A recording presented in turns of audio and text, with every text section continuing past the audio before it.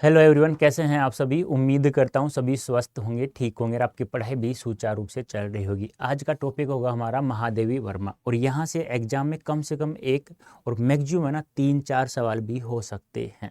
यदि मैं आपसे कहूं कि छायावाद के जो 4 प्रमुख स्तंभ है ना, निराला, प्रसाद, पंत और महादेव वर्मा, यहाँ से सवाल 10 भी आए ना वो भी कम है। तो किस प्रकार से गागर में सागर भरा जाता है और किस प्रकार से एक एक लेखक की रचनाओं के बारे में पढ़ा जाता है, उन्हें क्या क्या कहा जाता है, किस किस नाम से जाना जाता है, ये सब यदि आप लोगों को अच्छे से समझना है, पढ़ना है, तो आपको मेरे साथ में जुड़ना होगा एस्पिरेशन बैच में।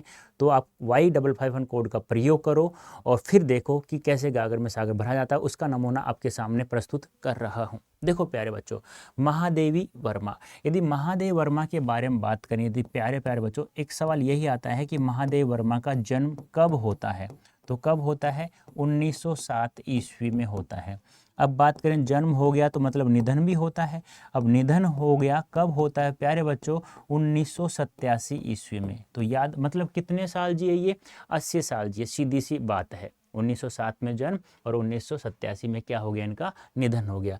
अब जन्म कहाँ होता है ये भी ध्यान थोड़ा सा रख लेना। फर्रुखाबाद में इनका जन्म होता है और फर्रुखाबाद कहाँ पड़ता है? यूपी यानी उत्तर प्रदेश राज्य में पड़ता है। अब ये देखो, एक सवाल और यहीं पर याद करवा देता हूँ, जिसे गागर में सागर में कहता हूँ ना, उसी को याद रखना कि 1987 में मृत्यु होगी, निधन हो गया। 1988 में इन्हें भारत सरकार द्वारा क्या दिया गया? पद्म विभूषण से नवाजा गया। किससे? पद्म विभूषण से नवाजा गया। ये ध्यान आपको रखना है। 87 के बाद 88 आता है। अब पद्म विभूषण याद करें 88 में, तो एक और याद कर लेना कि भाई 1956 ईस्वी में इन्हें पद्म भूषण से नवाजा गया। पद्म विभूषण मरणोपरांत, ये याद रखना। पद्म विभूषण यानी कि मरने के बाद, यानी कि मरणोपरांत प्राप्त हुआ था। और 56 में पद्म भूषण। अब 56 आप लोग याद कर ही रहे हैं यहाँ पर, तो याद रखना एक इनकी रचना थी पथ के साथी। पथ के साथी, यह रचना भी कब लिखी गई थी? 1956 में ही लिखी गई थी प्यारे बच्चों। बोलो, ऐसे याद कर लोगे, कोई दिक्कत तो नहीं आएगी ना आप लोगों को? याद करना है। अब देखो, अब सबसे ज्यादा बात करें कि महादेव वर्मा ने कौन कौन सी रचनाएं लिखते हैं, कि कौन कौन सी एग्जाम में आने की जो संभावना है सबसे ज़्यादा। एक क्रम वाइज भी याद रखना है। सबसे पहले रचना आती है, इन्होंने लिखी निहार। निहार कब लिखते हैं ये? 1930 ईस्वी में। अब सर जी इसके बाद कौन सी लिखी? आपसे कैसे पूछा जाएगा कि महादेव वर्मा की रचनाओं को क्रम वाइज बताइए, सबसे पहले कौन सी लिखी गई, फिर कौन सी लिखी गई, फिर कौन सी लिखी गई, इस प्रकार से आपसे पूछा जाएगा। तो आपको क्या बताना है? देखो यहाँ निहार के बाद नीरजा आएगी या रश्मि आएगी, तो आपको ध्यान रखना है। देखो रे अंतिम वर्ण क्या है? र है, तो रे से स्टार्ट होगा, मतलब क्या होगा? रश्मि। ऐसे याद करना है, ठीक है। फिर नीरजा, फिर आती है सांदे गीत, ठीक है, याद हो जाएगा। अब देखो ऐसे याद करना, 1903 में निहार लिखा गया। अब रे अंतिम है, रे से स्टार्ट हो गया रश्मि, ये 1932 में लिखी गई थी। अब नीरजा कब लिखी गई? 1935 ईस्वी में लिखी गई। और सांदे गीत कब लिखा गया? 1936 ईस्वी में लिखा गया। याद हो जाएगा। एक बात और ध्यान रखना, नीरजा के लिए सेक्सरिया पुरस्कार भी प्राप्त हुआ था।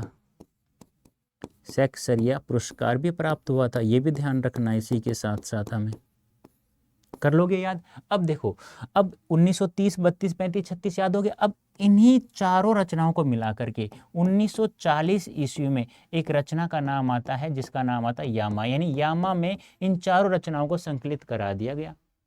अब ये जो यामा रचना है ना, इस यामा रचना को संकलित तो कब कराया? 1940 ईस्वी में। प्रकाशन तो कब कराया? 1940 ईस्वी में। लेकिन इस यामा रचना के लिए 1982 ईस्वी में, 1982 ईस्वी में क्या मिलता है? भारतीय ज्ञानपीठ पुरस्कार प्राप्त होता है। भारतीय ज्ञानपीठ पुरस्कार प्राप्त होता है। कब? 1982। आपसे सवाल कैसे पूछा जाएगा कि महादेवी वर्मा को भारतीय ज्ञानपीठ पुरस्कार किस रचना के लिए प्राप्त हुआ? तो आप लोगों को याद रखना है यामा रचना के लिए, जिसके अंतर्गत 4 रचनाएं हैं। कौन कौन सी? निहार, रश्मि, नीरजा, सांदे गीत। याद हो जाएगा। यहाँ तक किसी को कोई दिक्कत है तो बताइए मुझे जल्दी से। कोई दिक्कत नहीं है। अब देखो इनके अलावा और कौन कौन सी रचनाएं प्राप्त होती हैं। एक रचना प्राप्त होती है दीपशिखा, एक रचना प्राप्त होती है सप्तपर्णा। समय याद मत रखना, रखो तो रख लेना। ये 1942 की रचना है और ये 1960 की रचना है। अब इसके अलावा अन्य रचनाओं की बात करें, अन्य और कौन कौन सी रचनाएं प्राप्त होती हैं प्यारे बच्चों, तो अन्य रचनाओं की बात करें तो उसके लिए आपको एक मैंने जो ट्रिक्स बना रखी है वो ट्रिक्स देखो, जो ट्रिक्स मैं बताता हूं ना वो आपको याद करना ही करना होगा। अब देखो बोलो मेरे साथ साथ, अतीत की स्मृति श्रृंखला में, अतीत की स्मृति श्रृंखला में याद करो। ऐसे याद कर लिया, ये भी क्रम वाइज है, ऐसा नहीं है ये 1941 में लिखी गई है, ये 1942 में लिखी गई है, ये 1943 में लिखी गई है। बोलो याद कर लोगे क्या, बताइए जल्दी से मुझे। हाँ याद हो जाएगा, ठीक है। अब देखो, अब मैंने बताया 1941, 1942, 1943। अब इसमें थोड़ा सा आपको अंतर करना, मैंने क्रम वाइज बताना ना।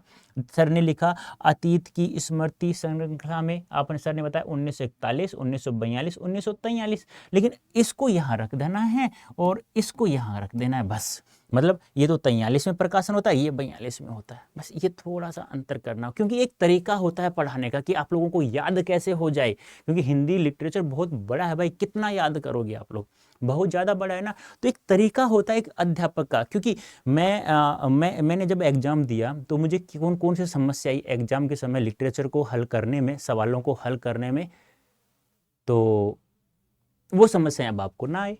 तो एक तरीका है, ध्यान रखना, एक ट्रिक्स है। अतीत की स्मृति श्रृंखला में तो क्या होगा, अतीत के चलचित्र, अतीत के चलचित्र। स्मृति से क्या बनता है, स्मृति की रेखाएं,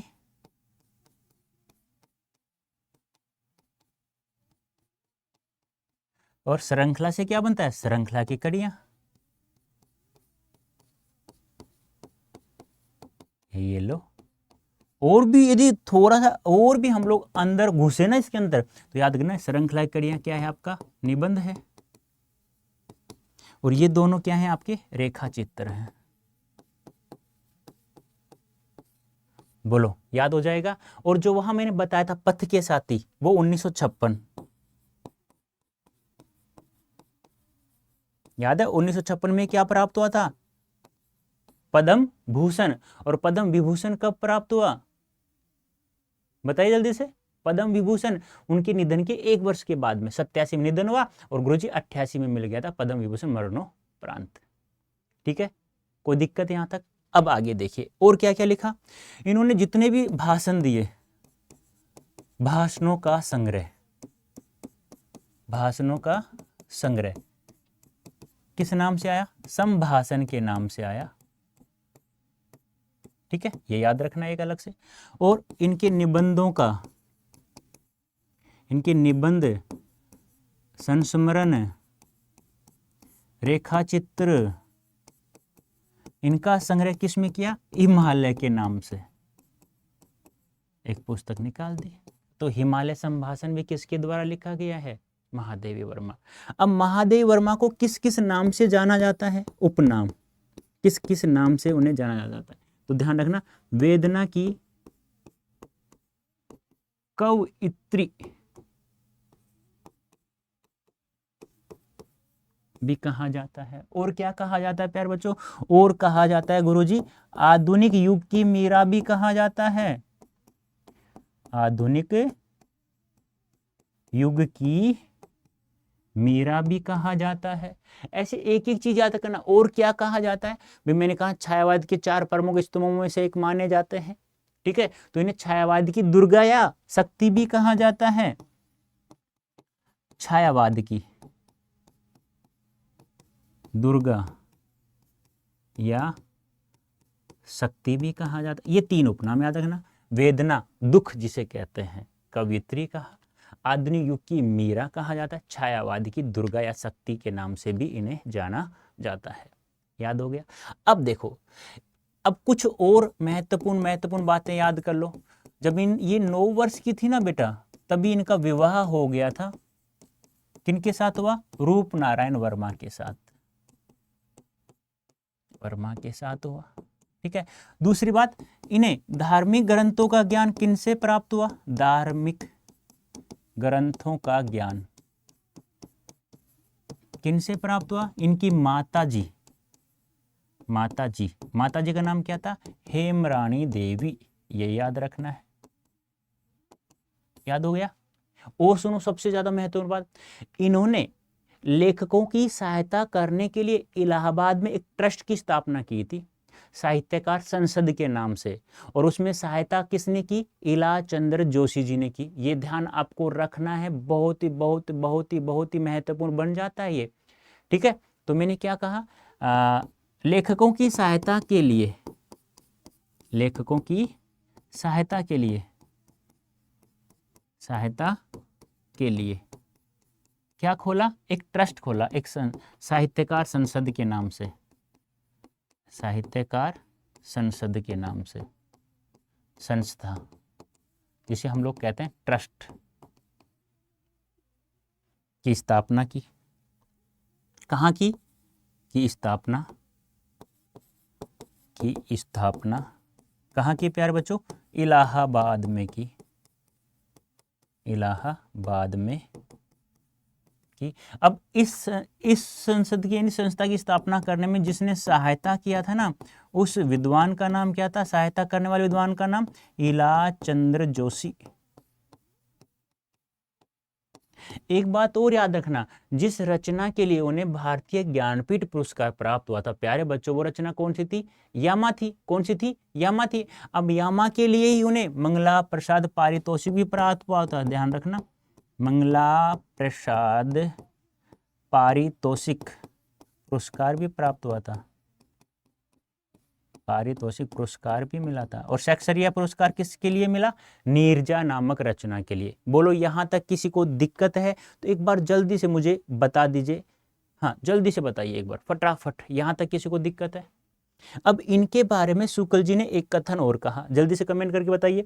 इसके बारे में शुक्ल जी ने एक कथन और कहा कि छायावाद के कवियों में महादेव वर्मा किसके अंतर्गत रही? रहस्यवाद के अंदर रही, या रहस्यवाद के भीतर रही। तो क्या कहेंगे? शुक्ल जी के अनुसार, इन शुक्ल जी ने एक कथन कहा था, क्या लिखा? शुक्ल जी ने कहा कि,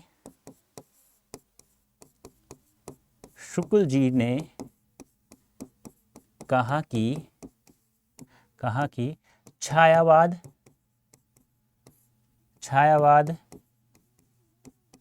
कवियों में महादेवी वर्मा, या छायावाद कहे जाने वाले कवियों में महादेवी वर्मा रहस्यवाद के भीतर रही। छायावाद कवि कहने, या छायावाद कहने वाले कवियों में, या छायावाद कवियों में, ऐसे लिखो, छायावाद कवियों में या छायावाद कवि जिन्हें कहा जाता है ना, देखो डायरेक्ट एक कथन कैसे भी आ सकता है कि छायावादी कहे जाने वाले कवियों में, ऐसे भी आ सकता है। ऐसे लिखो, छायावादी कहे जाने वाले कवियों में, छायावादी कहे जाने वाले कवियों में महादेवी जी रहस्यवाद के अंदर रही, रहस्यवाद के भीतर रही। ये ध्यान रखना। आपको इसमें पूरा याद मत करना, आपको बेटा मैंने बताया ना, एक घाघर में सागर बना, कैसे? महादेवी जी रहस्यवाद के भीतर, ऐसे किसने कहा? यानी रहस्यवाद के भीतर महादेव जी, बस यही याद रखना है, और ज़्यादा कुछ याद रखने की आपको बिल्कुल भी आवश्यकता नहीं है। ठीक है। और प्रयाग में एक महिला विद्यापीठ था, उसकी प्राचार्य भी रही थी महादेवी वर्मा। एक और याद करो, इतना याद करो तो महादेव वर्मा, प्रयाग विद्यापीठ, या प्रयाग महाविद्यालय आ जाए या प्रयाग विद्यापीठ आ जाए, तो एक ही बात ध्यान रखना, प्रयाग महिला विद्यापीठ के प्राचार्य रही। ये भी ध्यान रखना। अब देखो कैसे याद करोगे, सुनो एक बार ध्यान से। ऐसे याद करना है। महादेव वर्मा जी का जन्म 1907 में हुआ, निधन 1987 में। 1987 एक साल बाद 1988 में उन्हें पद्म विभूषण दिया गया, ठीक है, उनके मरने के बाद। और 1956 में पद्म भूषण दिया गया, 1956 में पद्म भूषण। और 1956 में एक रचना प्रकाशन होता है पथ के साथी का। इनका जन्म होता है फर्रुखाबाद यूपी में होता है। उसके बाद मैंने बात की कि रचनाएं कौन कौन सी हैं, तो महत्वपूर्ण रचनाएं कौन सी हैं, निहार, रश्मि, नीरजा और सांदे गीत। क्रम वाइज पूछ लेगा, निहार, रश्मि, क्रम वाइज पूछेगा, ध्यान रखना 101%। निहार, रे अंतिम आ रहा है, रश्मि, फिर नीरजा, फिर सांदे गीत। 30, 32, 35, 36 ऐसे याद रखना है। फिर क्या आता है, फिर एक आते सप्तपर्णा, फिर आते एक दीपशिखा। अब इन चारों को, निहार, रश्मि, नीरजा और सांदे गीत को जो मिला करके एक रचना बनाई गई 1940 में, यामा। और इसी यामा के लिए 1982 में भारतीय ज्ञानपीठ पुरस्कार मिला और एक मंगला प्रसाद पारितोषिक पुरस्कार भी प्राप्त हुआ। इसके अलावा और क्या क्या लिखा इन्होंने दो तो रेखा चित्र लिखे, कौन कौन से, अतीत के चलचित्र और स्मृति की रेखाएं। एक निबंध भी लिखा, श्रृंखला की कड़ियाँ। ठीक, इसके अलावा भाषणों का संग्रह संभाषण में प्राप्त होता है, और निबंधों, रेखाचित्र, संस्मरणों का संग्रह इन्होंने हिमालय के नाम से लिखा है। इन्हें वेदना कवयित्री भी कहा जाता है और आधुनिक युग की मीरा भी कहा जाता है, और इन्हें छायावाद की दुर्गा या शक्ति के नाम से भी पुकारा जाता है। इन्हें धार्मिक ग्रंथों ज्ञान इनकी अपनी माता हेमरानी देवी से प्राप्त हुआ। इनका विवाह 9 वर्ष में रूप नारायण वर्मा के साथ हो गया था। इसके अलावा और क्या याद करें, इन्होंने साहित्यकार संसद की स्थापना, एक ट्रस्ट की स्थापना की जो लेखकों की सहायता के लिए ओपन करवाया गया था। इसमें सहायता जिसने की उस विद्वान का नाम इलाचंद्र जोशी जी था। और भी याद करें तो ये प्रयाग महाविद्यालय प्रयाग महिला विद्यापीठ थी, उसकी प्राचार्य भी रही है। बस ध्यान रखना, यहाँ से एक सवाल, और सवाल भी जो आएगा ना, निहार, रश्मि, नीरजा और सांदे गीत, ध्यान रखना यामा, बस यही याद रखना, और ज़्यादा याद रखने की कोशिश भी ना करो। तो प्यारे बच्चों, कैसा लगा सेशन? ऐसे ही आप लोग यदि पढ़ना चाहते हैं मेरे साथ गागर में सागर के लिए, तो आप लोग इस कूपन कोड का प्रयोग करके जो हमने एस्पिरेशन बैच आप लोगों के लिए चलाया गया है, आप उसमें इनरोल कर सकते हैं। और कैसे इनरोल करना है, एक बार छोटी सी बात है, 2 मिनट के लिए एक बार मैं बता देता हूँ। ऐसे गूगल ओपन करना है, यहाँ टाइप करना है अड्डा 24/7, ठीक है, यहाँ चले जाना है। उसके बाद यहाँ ऑल कोर्स से दिख रहा है आप लोगों को, यहाँ सेलेक्ट कर देना है आप लोगों को, ठीक है। उसके बाद UG and PG entrance exam आ रहा है आपके लोगों को, यहाँ CUT PG एग्जाम आ रहा है, यहाँ CUT PG आ रहा है। उसके बाद यहाँ से ये MA हिंदी है, ठीक है। यहाँ कूपन कोड यूज करना है, जो मैंने कूपन कोड बताया था आप लोगों के लिए, Y551। कौन सा बताया था? Y551, ठीक है, याद हो जाएगा, Y551। अब देखो ऐसे हो गया 5,839 रुपये का पड़ रहा है, 20% डिस्काउंट का। फिर भी किसी को दिक्कत आती है तो आप मुझे मेल भी कर सकते हैं, rajendra.prasad@adda247.com। किसी को फिर भी दिक्कत आती है तो आप मुझे मेल भी कर सकते हैं। ऐसे ही आप लोग पढ़ना चाहते हैं, एक एक चीज़ को, एक एक कॉन्सेप्ट को अच्छे से समझना चाहते हैं, तो आप मेरे साथ जुड़िए। तो प्यारे बच्चों, अभी के लिए इतना ही, धन्यवाद, थैंक यू सो मच।